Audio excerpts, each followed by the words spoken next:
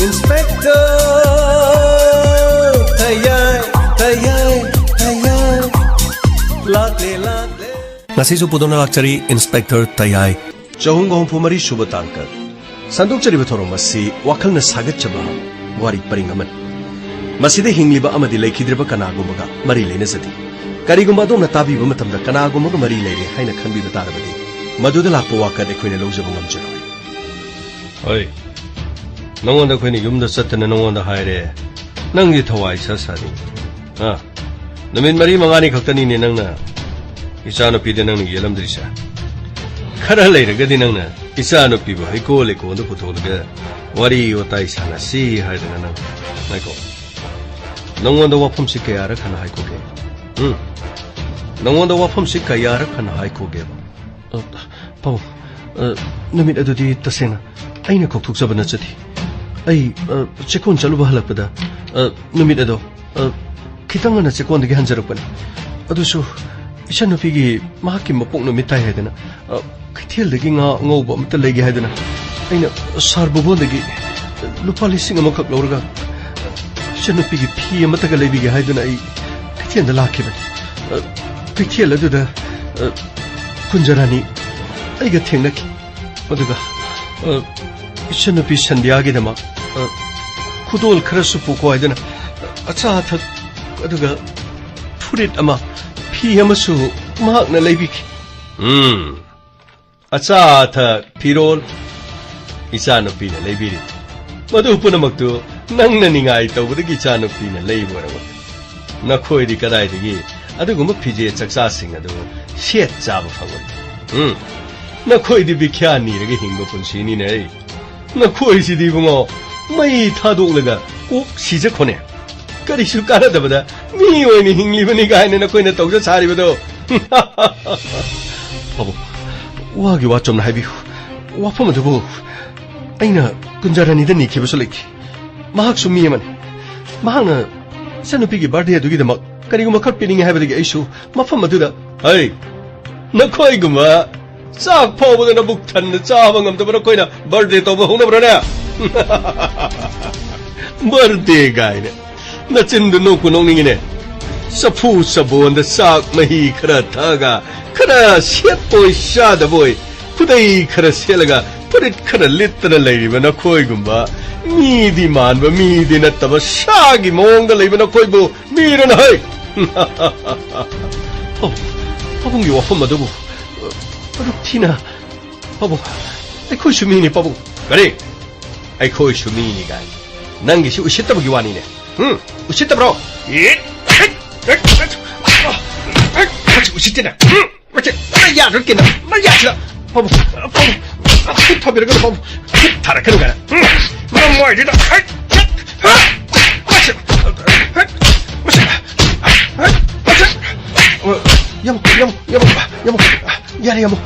Hey, Nang Mukarigi, Yamo, Milo ni Yangari Yamo, Patanum the Tolaga Yamo. Pare, Nashidi Nang, Ibona can be done. Adu, Masigi Makatara for the day. Not try the Logani. Not try the Logani, come round. Sumna, sir. No, me, I was so sumna. I could get a momo puraga. What's in the e talk of Mackay? I give Bardina to the luck. Oh, Adudi, Nakwigi Navasidi, Pradhan Babu. Adunadi, Nakwit Tamosogi Missias, Pradhan Babu, Naknana. Adunako. Aina Kanging Bamalo. Taudo Adugi Matunda Havadina Kwigita Mobu Puramatunda. Nakwida, Gunjarani Nakari Harapa. Gunjarani Nakwita Modakari Harapa. Adugi Matangi Tamudana. Sir, Equitamo. Yum the Halak the Gamahak Numidado. Yam no white and mark. Chintato to the lake. Ado. Toki but Todo do you matangana? A quick tamoda hangmada. Wapam singer the mahanga. I'm on the loin had a kibin.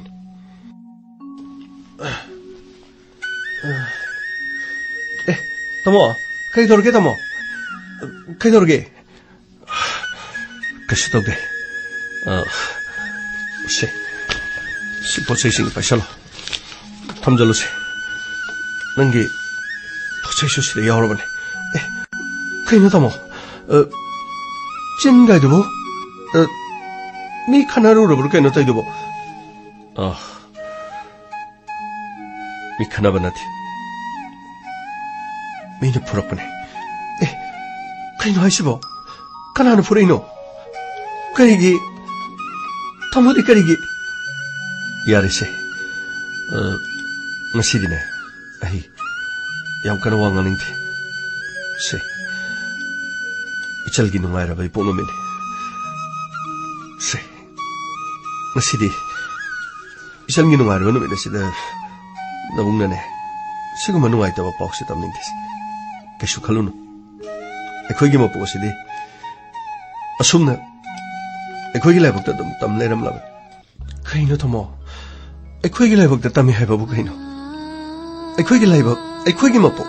ꯑꯩꯈꯣꯏꯅ ꯍꯤꯡꯂꯤꯕꯁꯤꯕꯨ ꯃꯤꯅ ꯉꯥꯡꯅꯅꯕ ꯃꯤꯅ ꯆꯩꯅꯅꯕ ꯑꯗꯨꯒ ꯃꯤꯒꯤ ꯈꯣꯟꯊꯤ ꯇꯥꯅꯅꯕ ꯑꯩꯈꯣꯏꯕꯨ ꯐꯠꯇ ꯍꯥꯎꯊꯤꯒꯤ ꯄꯨꯟꯁꯤꯗ ꯑꯗꯨꯒꯨꯝꯕ ꯃꯔꯦꯟ ꯀꯩꯅꯣ ꯇꯥꯃꯣꯅ ꯍꯥꯏꯕꯤꯔꯤꯗꯨꯕꯨ ꯁꯟꯙ꯭ꯌꯥ ꯅꯪ ꯋꯥ ꯌꯥꯝꯅ ꯉꯥꯡ ꯑꯩꯈꯣꯏꯗꯤ ꯐꯖꯕ ꯑꯔꯨꯕ ꯑꯩꯈꯣꯏꯅ ꯇꯧꯊꯣꯔꯛꯄꯗ ꯄꯛꯄ ꯑꯃꯠꯇ ꯂꯩꯔꯣꯏꯌꯦ ꯃꯗꯨꯗꯤ ꯀꯔꯤꯒꯤꯅꯣ ꯈꯪꯕ꯭ꯔꯥ ꯃꯗꯨꯗꯤ ꯑꯩꯈꯣꯏꯗꯤ ꯂꯥꯏꯔꯕ ꯑꯩꯈꯣꯏꯗꯤ ꯐꯖꯕ ꯁꯦꯠꯄ ꯌꯥꯗꯦ ꯑꯩꯈꯣꯏꯅ ꯑꯐꯕ ꯇꯧꯕ ꯌꯥꯗꯦ ꯃꯔꯝꯗꯤ ꯑꯩꯈꯣꯏꯅ ꯑꯐꯕ ꯇꯧꯈꯠꯂꯛꯂꯕꯁꯨ ꯑꯩꯈꯣꯏꯅ ꯐꯖꯕ ꯁꯦꯠꯂꯕꯁꯨ ꯑꯩꯈꯣꯏꯅ ꯅꯨꯡꯉꯥꯏꯈꯠꯂꯛꯂꯕꯁꯨ ꯑꯩꯈꯣꯏꯗꯒꯤ ꯍꯦꯟꯅ ꯁꯦꯟ ꯄꯥꯏꯔꯤꯕ ꯑꯃꯗꯤ ꯆꯥꯎꯈꯠꯂꯕ ꯅꯨꯡꯉꯥꯏꯔꯕ ꯃꯣꯟꯇꯦꯛ ꯃꯣꯟꯀꯥꯏꯗ ꯍꯤꯡꯂꯤꯕ ꯑꯗꯨꯒ ꯐꯖꯕ ꯐꯨꯔꯥ ꯗꯂꯥꯟꯗ ꯂꯩꯕ ꯃꯤ ꯃꯈꯣꯏꯇꯅ ꯃꯤꯅꯦ ꯑꯩꯈꯣꯏꯗꯤ ꯃꯤ ꯅꯠꯇꯦ ꯑꯩꯈꯣꯏꯗꯤ ꯅꯨꯡꯉꯥꯏꯕ ꯑꯩꯈꯣꯏꯗꯤ ꯍꯔꯥꯎꯕ ꯌꯥꯗꯦ ꯌꯦꯡꯉꯣ ꯑꯩꯈꯣꯏꯗꯤ ꯑꯁꯨꯝꯅ ꯕꯔꯊꯗꯦ ꯄꯥꯡꯊꯣꯛꯄꯁꯨ ꯌꯥꯗꯦꯌꯦ ꯕꯔꯊꯗꯦ ꯄꯥꯡꯊꯣꯛꯄ ꯆꯨꯝꯃꯦ ꯑꯩꯈꯣꯏꯒꯤ ꯏꯅꯥꯠꯀꯤ ꯑꯣꯏꯕ ꯑꯩꯈꯣꯏꯒꯤ ꯆꯠꯅꯕꯤꯒꯤ ꯑꯣꯏꯕ ꯀꯨꯝꯍꯩ ꯑꯃ ꯅꯠꯇꯦ ꯊꯧꯗꯣꯛ ꯑꯃ ꯅꯠꯇꯦ ngasi malem asida mipum khudimuna birthday ke thoram paktole amabu ore afaba nungai badi matok tamada karisu kaiba lekte ekhoi miyoibene chatnari belam chatsingda afaba matok tamada kana ba ke hadi karisu kaiba lekte aigi ponumita nangi na ponumita chamna ichelu pana ngamjaba khudol amatang aina nongoda khudol tamba karisu kaiba lekte masida ehen ba sading tawduna ehen ba sel kaya marum pothokto mit thananaba ariyembada aikhoina sen mangalbadi nattedana lairamana mungaina ichalgi pounamita aina fazaba firon kaya ichangi damak thonbi ngamdrabasu ichangi pounamit ngaiduna aina furit amatang fi amatang chalgi aina leijabada kari kaiba leibaki se wase yam ngangkhri ngasidi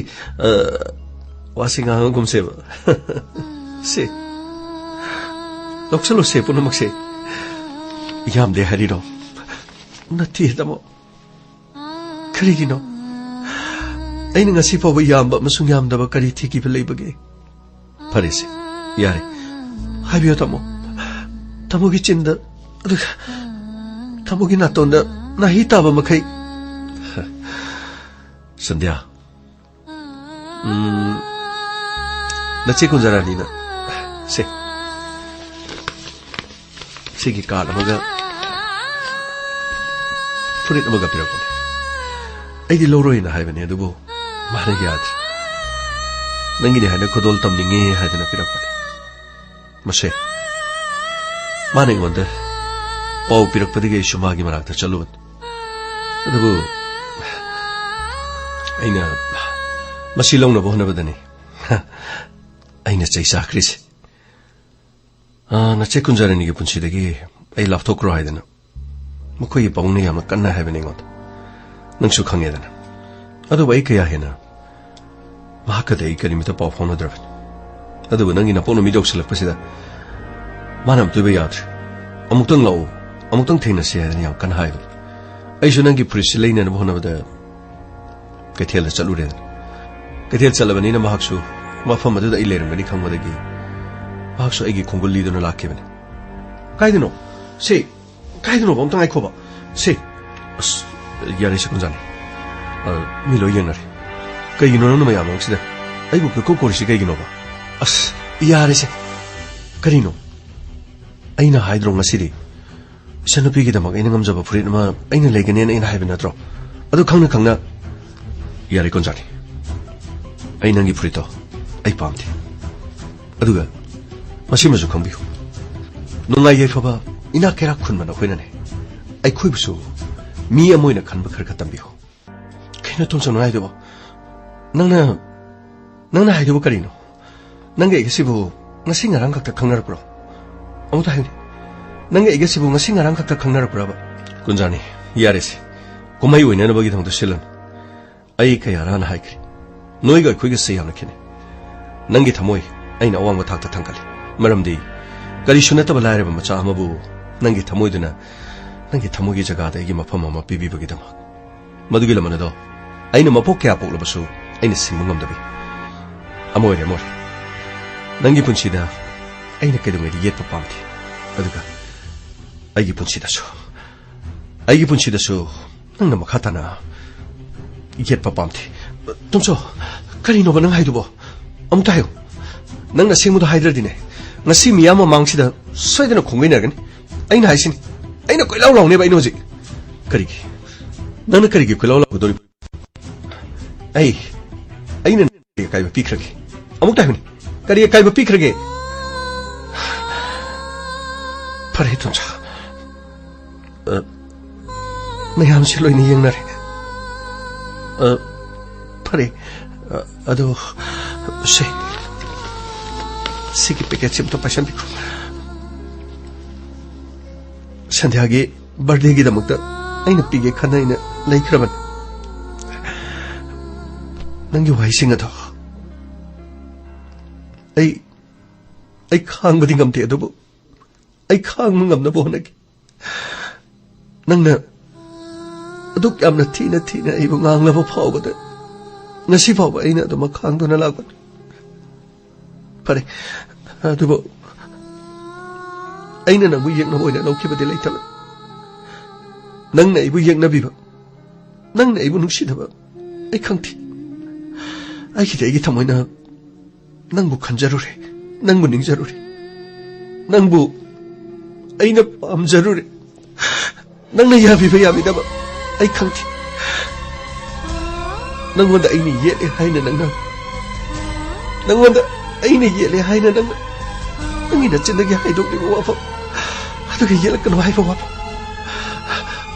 pare ai chalki kunjani asumna nangi kodor policy piramaga sakli ngehang leraga hakya pokpa babu laidan Chanupiga unai, Chanupigi matungda inai.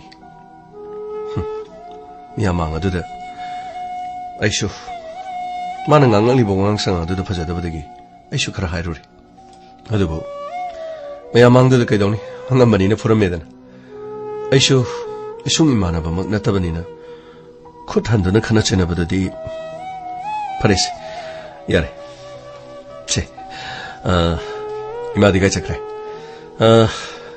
Hawak taba se nga macha ngoba ma leira bani se chirang sida yaur bani se loksalo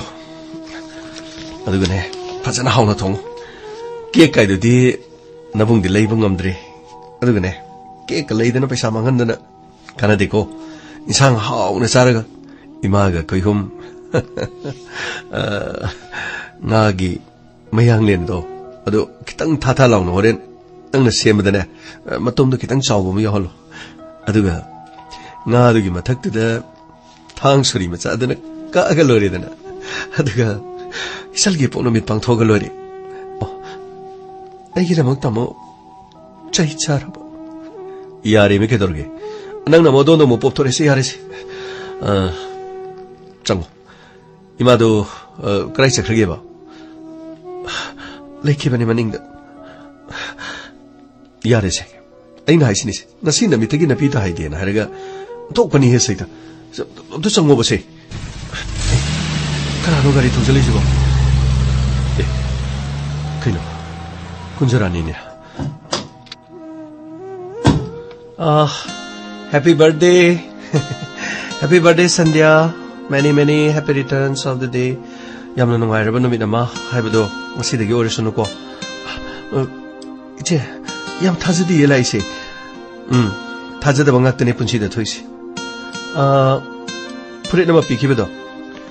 ai aduna penda danane amuksu isalgi poche khara leiraga lai karino che kai tamona piri e noi tamona pibeduna pibani siang sina chapot udaga sensu furit se phiron se yaurabani se paisalo se kaino toisibo kunjar aina nongda kare hakige nangna yum sida direction salaga yum sida igi malairi igi lekai leiri igi chanu pesi mama makta nan olibsi kaino kaidorge aina kari lalaga ai Sandhya gi birthday yobala pane afaba nungai bada di baton tawdar suke sukai di sibana bada di baton tawdar di satpase pati hai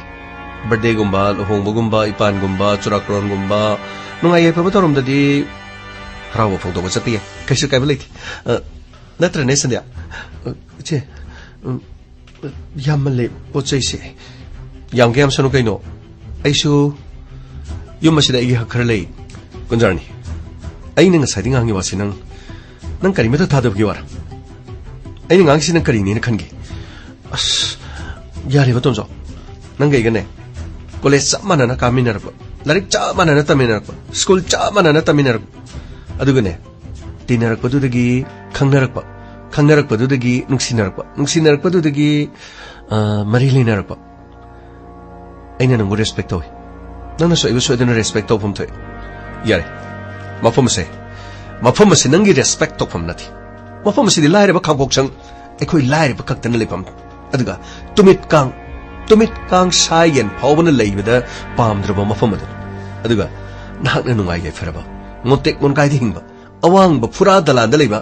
awang ba mafam da satsaba lekangi thambal chalo mafam se yam thuna chalo tumsa aina satradi nangna satragana nang ne hobutare dana mafam sida aikhoi une sapatare lo Sandhya yum masida legum chilo aikhoi kadai dana macha chilo lo chachilo tamo iche tumele kana gi che nang pomina bro nang pomina bro se tumcho kari no na torisigo aine na khoi gi yumda lakpe yada bro hayo aine na khoi gi yumda lakpe yada bro kunjarani nang mafam sida laktaba madunu khadigi fakani adugane nang iga loina bana aiko isilu pagi puchida yam akai ba tholopge aina kayara khana nang mona hai nang iga mari lina basina khoi gi pabuna pamti masi khakta sinati yengo ai gi chinna sida ai gi mai du pomli ba kai ri bam yam sengo masi kanana no thomcha madudi nang na nupa tok tabagin kari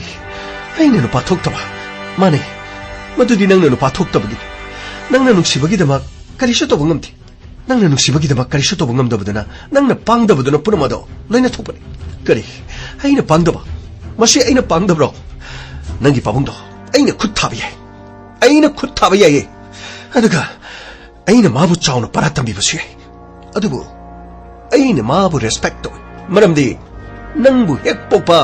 nangi apokpa nangi pabungi haidana adubu mana haibu yum masida laktun kenba yum masida laktun kanganba lambi de thalaga nanga unarami haiba gidamak nang chatkhaba matungda aingoda khut thaduna aibu miyamang aduda aibu phuba mado aisha khut hanba ngamaga khut haludana nangna khut handrabani na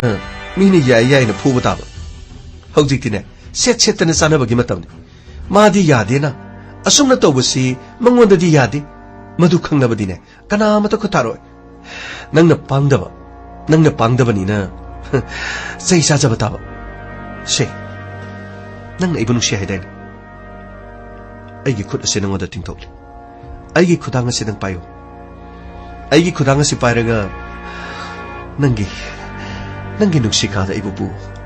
ꯑꯗꯨꯒ ꯌꯦꯡꯉꯣ ꯀꯝꯗꯧꯏ ꯍꯥꯏꯕꯗꯨ ꯌꯦꯡꯉꯣ ꯅꯨꯡꯁꯤꯕꯅ ꯀꯔꯤ ꯇꯧꯕ ꯉꯝꯃꯤ ꯍꯥꯏꯕꯗꯣ ꯅꯪ ꯑꯃꯨꯛꯇꯪ ꯃꯨꯟꯅ ꯈꯜꯂꯣ ꯅꯨꯡꯁꯤꯕꯅ ꯅꯨꯡꯁꯤꯕꯒꯤꯗꯃꯛ ꯀꯗꯥꯏ ꯐꯥꯎꯕ ꯂꯦꯞꯄ ꯉꯝꯃꯤ ꯍꯥꯏꯕꯗꯣ ꯅꯪ ꯁꯣꯏꯗꯅ ꯈꯪꯒꯅꯤ ꯉꯁꯤ ꯅꯪꯅ ꯀꯔꯤꯒꯨꯝꯕ ꯑꯃꯠꯇ ꯇꯧꯕ ꯉꯝꯗ꯭ꯔꯤꯕꯗꯣ ꯃꯗꯨꯗꯤ ꯅꯪꯅ ꯑꯩꯁꯦ ꯅꯪꯒꯤꯅꯤ ꯍꯥꯏꯅ ꯈꯟꯗꯕ ꯑꯗꯨꯅ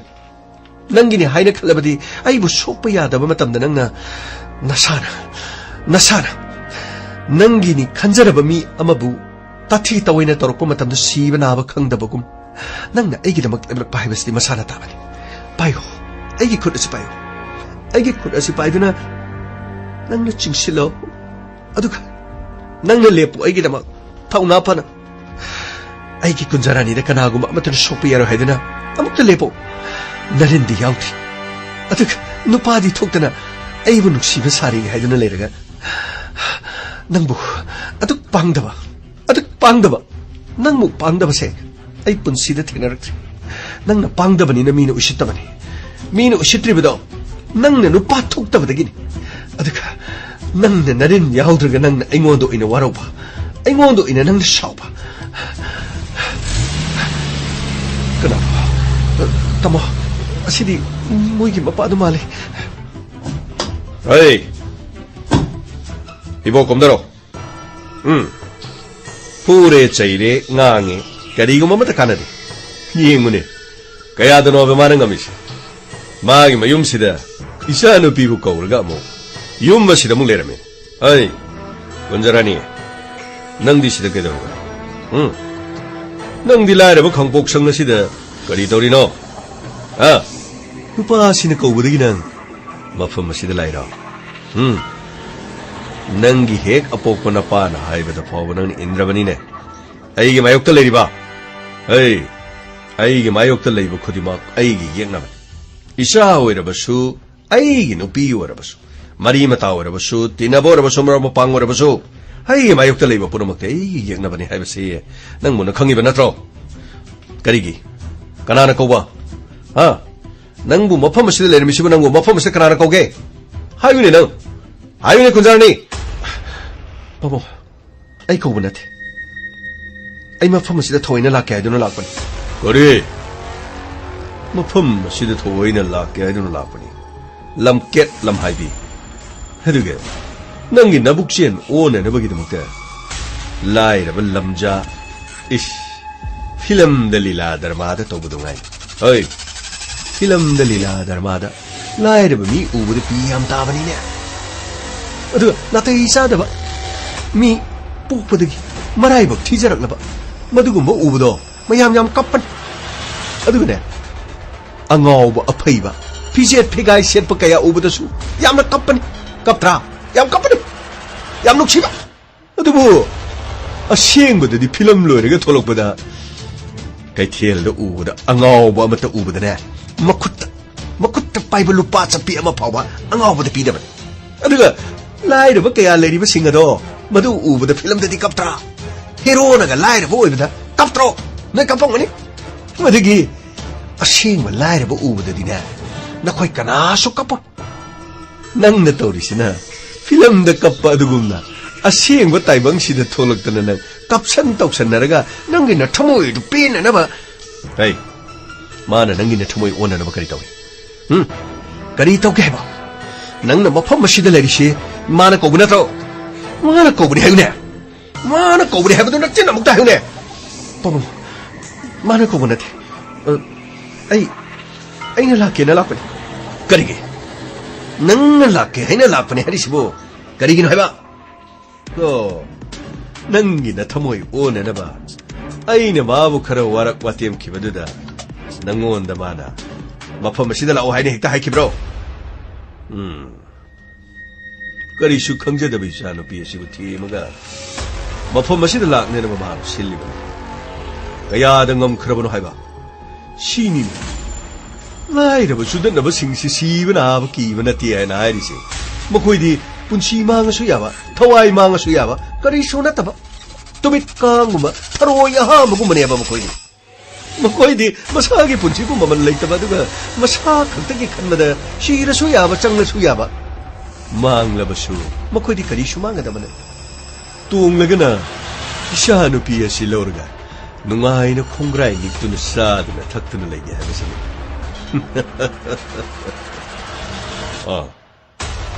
ꯃꯪꯒꯣꯜꯗ ꯂꯩꯔꯤꯕ ꯄꯣꯠꯂꯝ ꯀꯌꯥꯁꯤ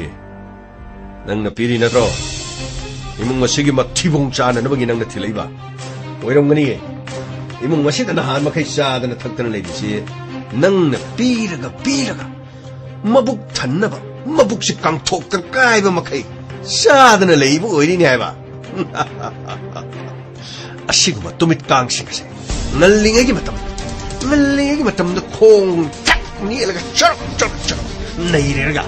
막코기 막본 치실로 생각하다 이보 여보 아이 nga시리 미핫 낭 아이니 미핫 파스 nga시리 가마끄놓고 여보 야르가디 마사이 쇼크티엔다 파트놈다 토가 여보 제일다 뭐 좀 일래요 가리기 제일다 팟다바 뚜밋 깡 핫바부 크라임 또부 거브로 아시구마 뚜밋 깡 싱가시기네 ngalingeta patak me khairga hatga phagada bane hado aigila mi thado babu kadai deno babu ne sapi disi kadai deno ai ne satgdo disi kadai deno nangna lady bisi kadai deno nangna lady bisi kadai deno hado hey ibo sipai nasan piche chingchalune gari da hapkalune phani babu satpiyar babu 톱쪽도 그 탑이야로이 바보 한동네 해 한동네 바보 어이 근절하니까 그 타그네 근절하니까 그 타그네가 해리 아인 할시 능기만 좀 마시디 로이라 톱쪽 가나로 했다 마시디 마야 생각 강하게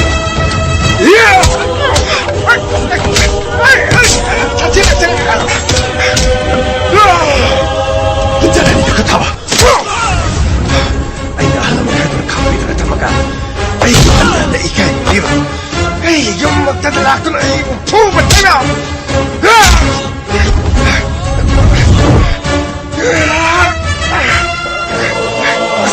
걔는 좀 아이디 영도 그래 아이디 영도 그래 여보 집이 잘라오르세 여보 집이 안 오예 그렇게 잡아 아이 뭐 해도 그래 아이 뭐 해장가가 손을 군다 또 그래 아참을 군다 또 그래 아이 그리고 미워이 오다봐 막 거의 각각 미워이 오다봐 내 거의 그냥 미워이 오다봐 나 거의 인간은 분치게 되는 분치니 간마 내 거의 분치게 으로 풀만 풀고 나 거의 까먹 간마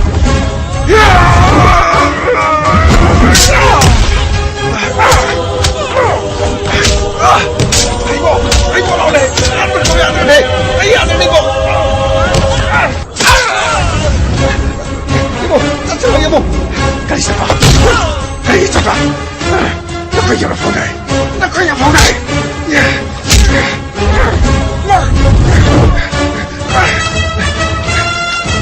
따보시 힘을 타도시 나오네 이거 나오네 까리도 타오르네 나오네 찌러시 나오네 신가리도 타오르네 여보 하는 가리도 가급이었지 에이 넌 깨더니 넌 치찰라오 넌 좀더 치찰라오 할지니 넌 좀더 나오는 강이라 좀더 치찰라오 여보 마좀 락자는 아이코야 하는 사람을 여보 치찰라오 여보 주지 뭐 믿고 이제 떠오르러 하네 근데 나오네 찌러시 나오네 신가리도 타오르네 여보 하는 가리도 가급이었지 에이 넌 깨더니 넌 치찰라오 넌 좀더 치찰라오 할지니 넌 좀 더 나오는 강이라 좀더 나오 치찰라오 여보 마좀 락자는 아이코야 하는 사람을 여보 치찰라오 여보 주지 뭐 믿고 이제 떠오르러 하네 나의 야목는 가르가 부부도다 부부 안에는 야목는 또 뭐야 가라 이렇게 찔러서 더우러네 가리다 아이고 나오네 안들 소리 안 되네 예! 나 거기 열어보네 ai nhầm phòng này.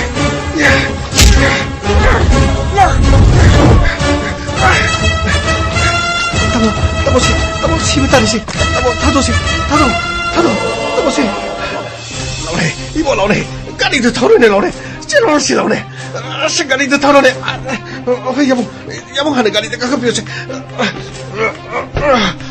Hey, nâng cái thao đi. Nâng chết lão. Nâng yum từ chết lão hay gì nè. Nâng yum từ lão nâng căng như nè. Yum từ lão. Chết lão. Yamong,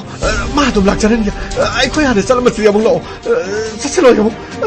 Chị mua mình có anh sẽ tàu nó hay đấy nàng ấy yamong nó khởi gặp phu bự phu bự nhà này yamong nó tàu bự cái này thì chị chết rồi sao tàu nó này cái gì đâu nàng chết lâu nàng yum đã chết lâu Supra sốc đấy ấy cái gì sốc đấy ấy ngasi đi nó bắt thôi rồi hay ngasi ino pa tholo bro thole ngasi di no pa thole nung sibagi da bak nang ngasi di no pa thole nang ina phamno kana na su ngasi di hinjin ba kana mata nang amarai adum no pa thoka da nang na kari leite lari haiduna kari ge adu khanthana legani amu khana ngasi di ge amhana nang da ai ki pabung na su nang da khut thaba ngamna adu ba khanja aina nangi pabung do khut tharu rabanina nangi pabungna nang agi nuksina bada kaidong ida yaba so pirak nar aduna aina nong haige damdi nangi afaba lambi ama nang yengjar masina nangi khwai digi afaba haibado oira ngasi digi di nangi pabungi khwai digi chawba yekna ba ma haibadi kanano hariga aina tana kana so leira sidigi de agi punchi mangna nabagi dama mahang honarak lak nang na ibunu pa thokte haibada mafam asidadi aina mahapu phuraga tankri adu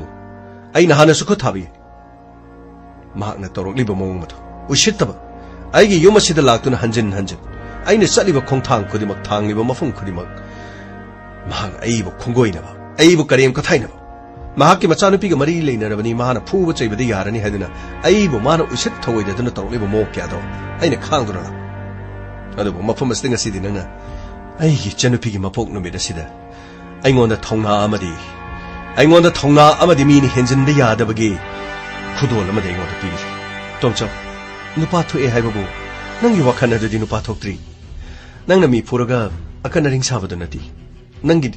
thamoi manungdagi nangi hakchang manungdagi nupa thokpagi pangal thongna do leigadabani nangna natu sona leibaduna maram oirga igi pabungna khudong sabal lorumani ai pabungna yaro nangbu su pabungna yaro ai khang adubu nangna tu son ma soni hingbadudi pabungna yabro aina tumina leiba pabungna haibada aina inbadudi pabungna nang ai yabra ba adudi yadrabanina yadabagi thokpa torokpa taban tongcha nungsinabada yamna su pangdogum togum sida nang ai ngasi ma hekta chelasi nang ai ngasi ma hekta thungnarse habagi wa ingonda special leti adubu nungsinagani haiduna nungsina rurabanina ai dinonda thamoi pikri aidi kanada su aigi thamoi piro nangna ibo loksin biba musul loksin bidaba nang ya paman ai chaluki Sandhya happy birthday amuka na yefa mangol pir ngasi dagi nungai raba nangi punsi aduga na de yektaba hena chokot pa mo oira sunu chaluki ge ko iche chanung thakise yare ai mafam asida kuina leibase nakhoi gi tamona lening ga dama manti ai chana batoki tumso ai chaluki aduga masimatang ni khangbiu ai ni yum palabadi nongonda yum pangan aduga nongonda natrabadi kana mata de yum pal chaluki asumna sar numin adugi thodo go ai samang ni min ho asumna ikhui tamoga sikunjarani ga mari se sumna leiraki oh masina takpadi phaudo asigi matungdagi kunjarani gi mahakki pabung babu pradhan babu na madugi laman khumbo oina sekon adu da laklaga natraga sekon adu gi lambi da ngairaga मी अमा नेक्लगा नत्रगना इबो हारिबदुना तौरबजार अदुगा मथौना लेरबा मखोय मी अनिबु माना फुदुना तालगा चिंगोन अदुदा माना मी अमा खंगना नुंथंग पाइरगा मंगोंदा फुबु मतमदा नत्रगा मी अदु मंगोंदगी हेना मपांगन कनबा मी अमा मदुदी मी अदुना कनाना नेक्लिबा पुमनमगसी प्रधान बाबुना मी अमा नेक्तुना तौरबजार Young तारे फरे संध्या थोखिबा थौदो सिदि नुंगाइतबा थौदो मने अदुबु नंगी नबुंगी मिसी सिगी मतांगदा चुंबा पुथोंननबगिदमक खोय अंगबा थाक थोखनकी संध्या हौजी हौजी सी कुंजरानी सी करम फिवमदली अदुगा महाकी मपागा कुंजरानी गा करम मरीदा लई हाबसिदि हाबदि मिसी असि थोख्रबनिना मिसी असिदा कुंजरानीना महाकी मपाबुंगबु चिंगनबा अदुगा चिंगनदबा मफम असि नंगोदा फोंदोकबा सर अइंगोंददि करिमता फोंदोकबा लैथि अदुगा मफम असिदा लाकपसु लैथि मदुना करिगिना मपाना चटपे यारो हाइना थिंबगिरा नत्रगा महाकसो वाफमदा तारबजा एनीवे अखोय चलुकी अखोय करिनो हाबदुदि खंगनबगिदम याम कनो होनकी अदुगा तंगाइ फदबा सिंगदना खोयदा पाउ पिरकी गामै सर कोई चना बताओ फगनी सर सर कहीं तो है जगह सर कई दौरे का मैं सर हौजी की दो सर वरी दो सर मकोई मी अनी दो सु कुरी नो हौजी की तुम सो है बनो पादना यो तो माना थिलग पूरे को सर मी अनी दो फसन पूबुंग मी माना सर मंगों मी ने नुंथंग थारक तो खर नक्थो खतोक तोरंग करिनो सर मकन मंगम दो मी हो जाला नत्रग सर चिंगोन अदुदा फुनाबदुदबु सर माबु यामना थीना फुबंगम करिनो मा फुनो नमगिदमक करिनो यामना हेबा मी अमा नेक्लगा मफम अदुदा थजलकबो ओइबा जाला सर गमै हजिमकिदि हाइबदा करलुना थोइ अदुबु कनाना खंग तुंगलोमदगी गाड़ी थोरगा उद्रिङैदा लुखमदा अरुम्बा पोट अमना थोंबा तुरिङैदुदा चेनचेनदना नुंगना थोंबो रमसे मधुपुरा मतो कोइ खंगो ngमनादि ससे गाड़ी थौसे सर करोमदा नुपी मयूम हाइबदी कुंजरानी की मयूमदा प्रधान बाबू की युमदा फगनी सर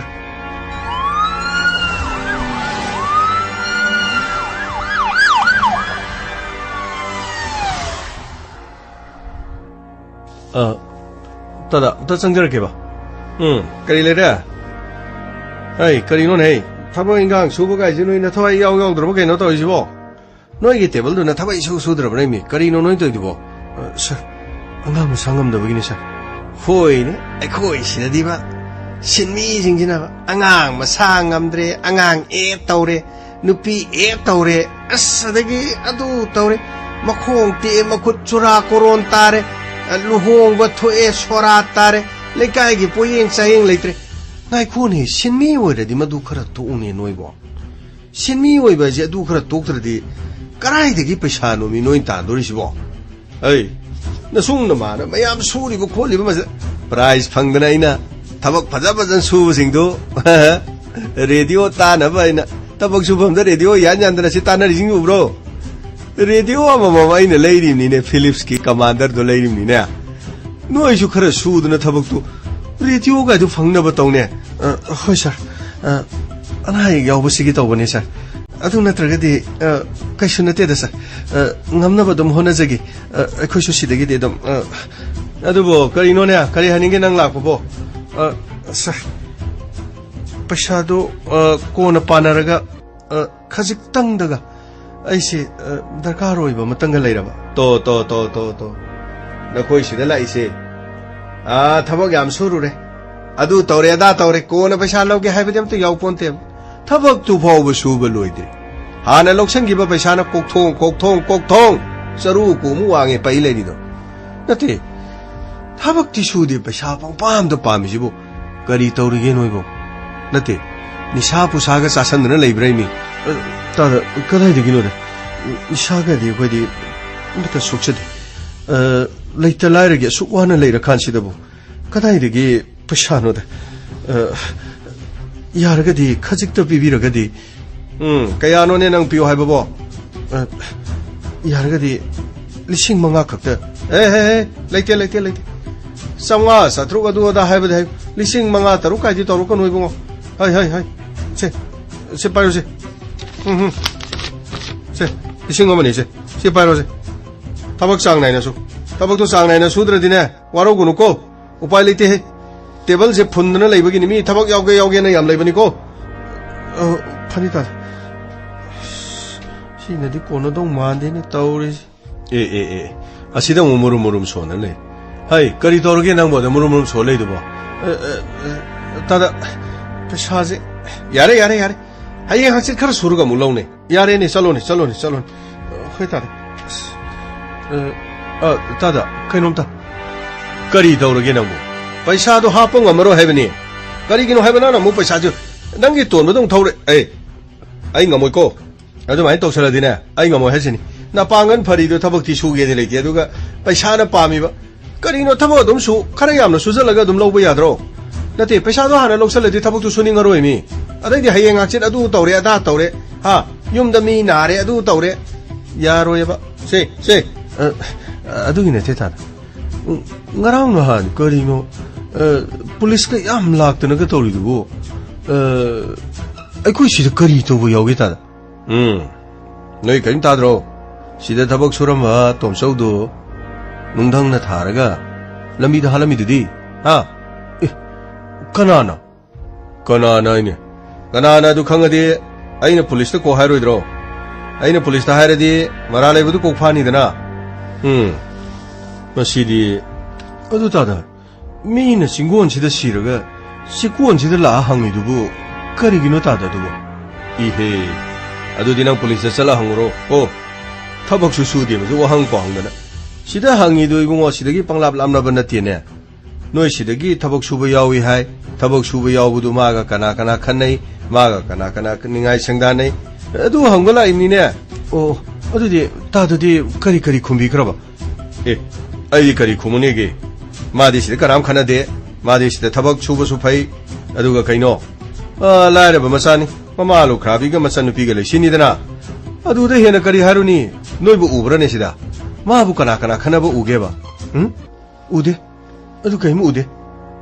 अदुनीने कोइजु करिम उदेने अदु नोय सिदा थबक सुरिबसिंग मयाम लैसिंग दाइना लोयना कौरो मीटिंग आइना हाइग्राम मयाम थबक सुद्रिङेदा मफम असिदा खना चैनाबा यावबा अदुगा महाक नुंगाइना दब कना लई मधु खंगबा लेरदि ममिंग था हाइरोदना आइना हाइग्राम हुजि फावबदि कनाम लाक्त्रि नंगना खंगबा लेरगना खना चैनाबा यावखिबा मीगा लेरदि निंगसंगागा खरा हाइरो मागी मिसिदु नुंगाइते मरमदि कनाना खंगनी अखोय सिदैदा खना चैनाबा यावखिबा मी लैबा नत्रगना चेकोसदगी थोखरगा लंबीदगा खना चैनाबा यावखिबा मी मधु लेरगदि पुलिस तो कोग हाइनिदना मरा लेबा मी तो कोग फालगा दंदि पीखर लोरेदना कना खंगनी अखोय जोखोय इरक्सिदा दुम मी तो लेरबा नत्रगा अदुमाय तौद्र मी नुंगदंग था हालादि करी सीरियल किलर गाइदो दुगी टाइपतुदा मपालमदगा याम तौबो दुमायना अखोयजु लेरक्सिदा थबक सखि बंगैदो मयुम सपदा साइदा चिंगोनसे नुंगदंगना थोमदरा नुंगदंग थोमबी नमा थोलो कमदौनी तादा किरेदा जादा हयंगदि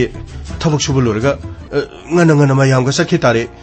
तौरी से होने हाय से वाथी वारे वांगना तौलेन थबक सुबह लाओ थबक तो भजा सुबह लाओ को फनी दादा फनी की रे दा बिरानी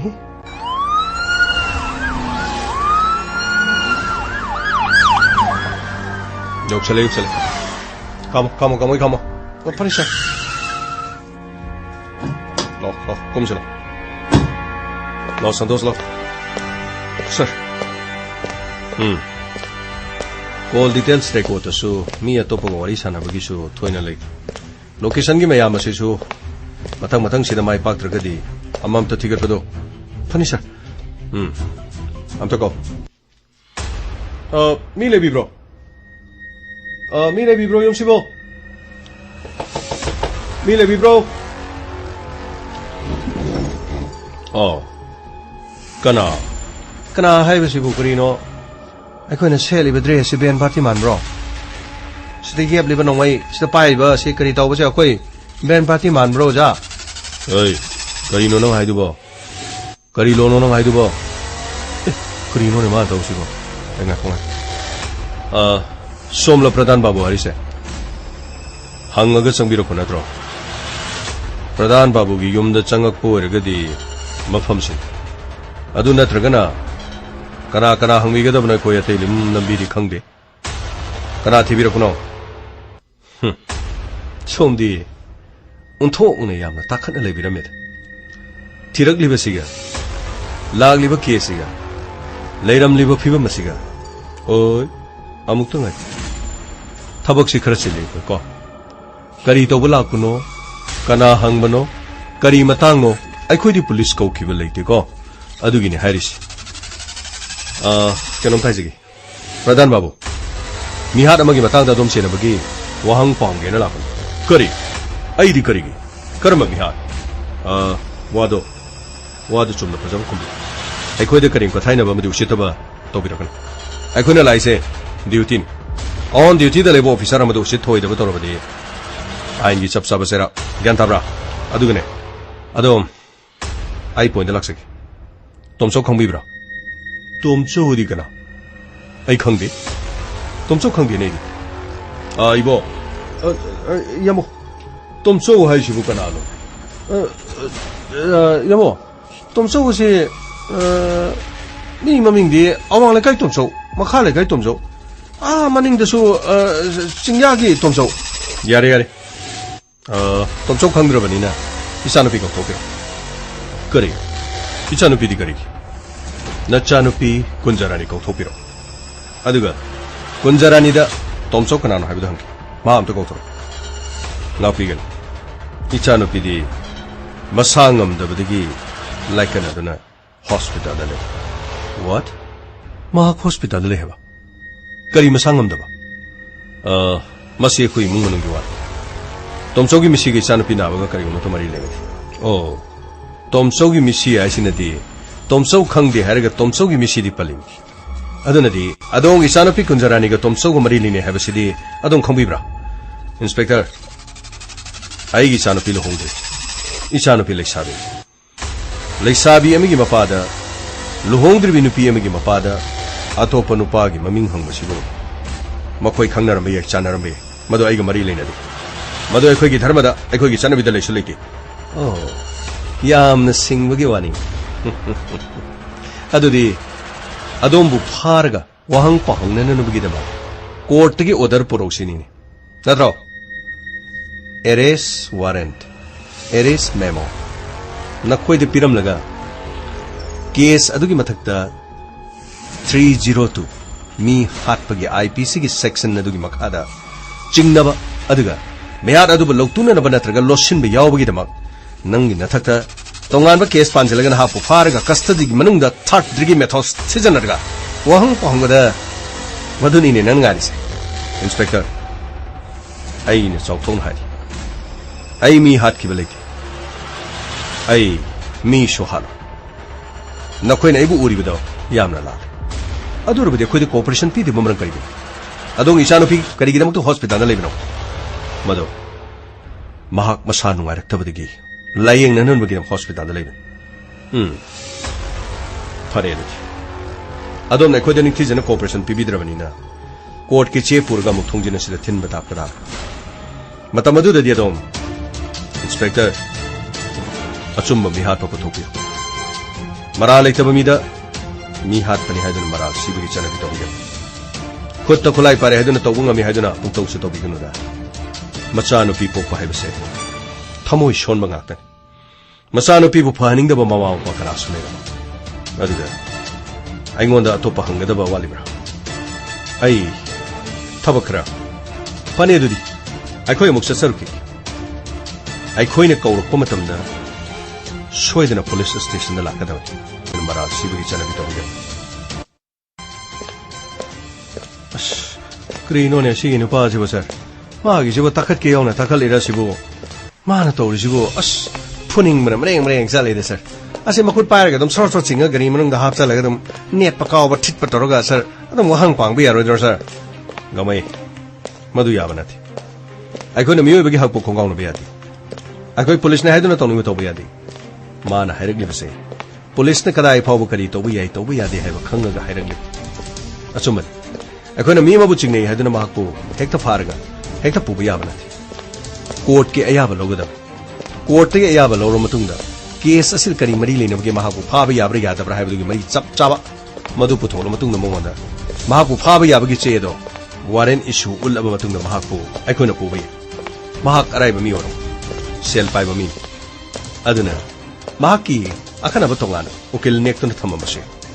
मसिगी मखादा मंगोंदा अखोन से थारुरबसु सोइदना महाक लाक्तरिङेदा उकिल हना लाक्पा हाइबसे सोइद्र मधु नत्रगना उकिल पुरगा पुन्ना लामिनाबे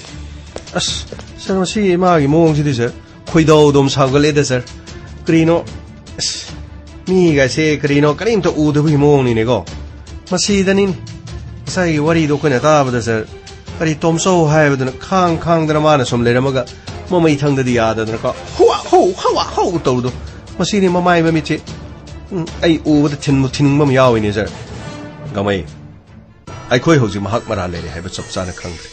मियार असि महाना पांथोई पांथोके हाइबसु खने खंगम ngam हौजी अखोइना करिगम क्लू अमतसु फंगम नथि हौजी पिरिबो वाफम सेदि मचनुपि संध्याना पिरको वाफम मबुंग खना सेनखिब थौदो अमा लेबनिना थोलिब थौदो असि हाइब मियो एसिना माली हाइबगी वाफमनि अखोइना लेरिसिसु खुआइदिगी लोरिदि हॉस्पिटल चलगा कुंजरानी करिगिदमत हॉस्पिटल लेरिबन अदुगा कुंजरानी ज्ञान तारिब्रा ज्ञान ताद्रगना करिगी ज्ञान तारगना वारी सानब ताब मान हॉस्पिटल लेरिबसि करि मरमगिदमत महाका नुंसिनजबा तोमसौ लेतबदगी हु थकलिब्रा नत्रगना नमदन हु पिथकलिब्रा नत्रगना लाकले लाकले inspector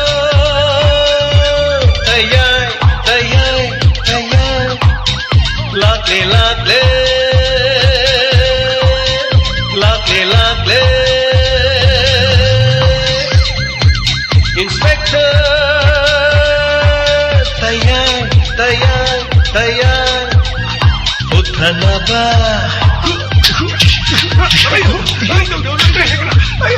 कनबीनाबा thank you sir welcome उठनबा कनबीना हनाना थाचरी संतोक्चरी वथरोम इंस्पेक्टर तैयाई चहुंग हुंफुगा मरी सुबता कक्ताबिरिबा मयामना पिबिरपा फीडबैक अमदि कमेंट खरा पाथोक्चगे निरदाल तंगमम थाचरी रंजिता कैसाम लोइरे वारी यामना फजे सारबु थाचरी न तापिरपा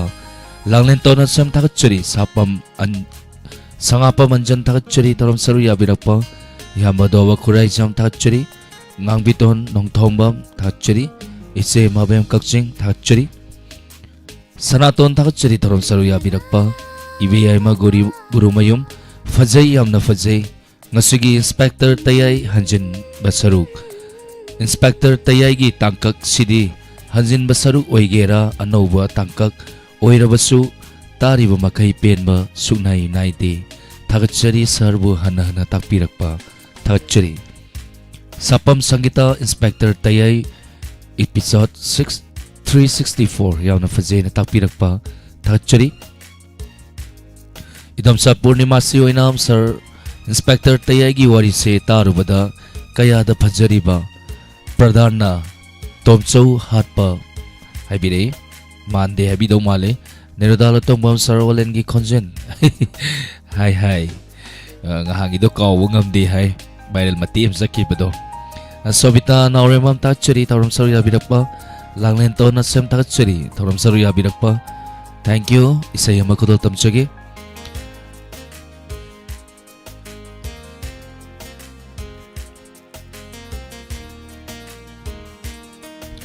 Isan Genemax ki mayekta RK Birendra Jitna Say Sigi Thawai Hapiriba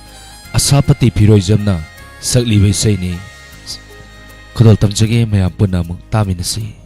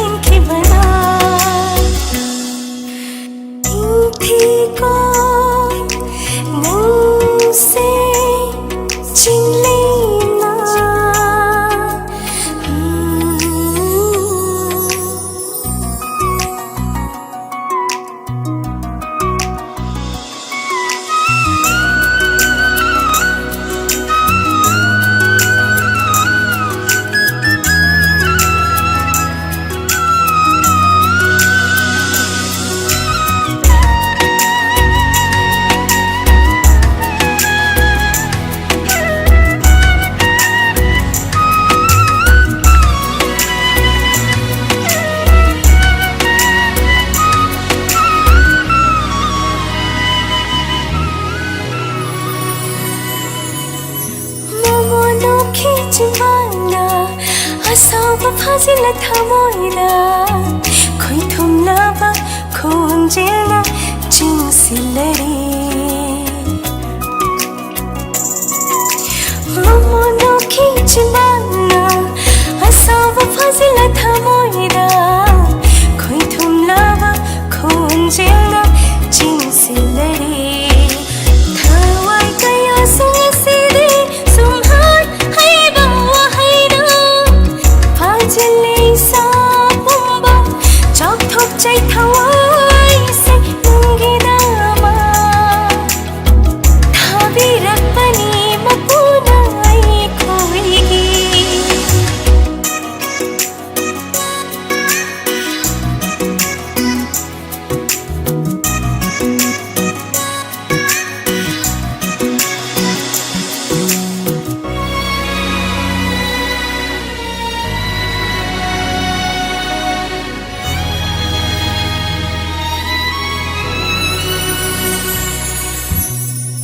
올라가기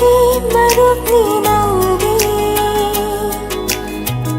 마이라니 맘나바 람비기 깔톱바다 좁다는 학자니 눈시바이기 보 미암나 깡내살 Jimmy Tammy Musalman Kisili tayay na chitna Sinmi ki puthapang jem Kalat chay na changi thamoy na Oy jagi aayegi wo Oy jagi aayegi wo Oy jagi aayegi wo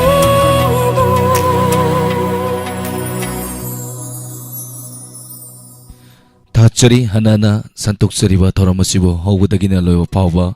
thoramasida saru yabiduna tongan ba platform singda mapung phan biriba khudimakpu thachari meko kharagi matungda santuksagani entertainment program 7005707808 ta call tobiraktuna adom na hijaba sing dialogue makri saireng amadi isaina singba sakminaduna meko amatur so awaba nakalda thamkhraga momo minok nokminasi Thachari miko kharagi matungda mayam punamuk thengnaminasi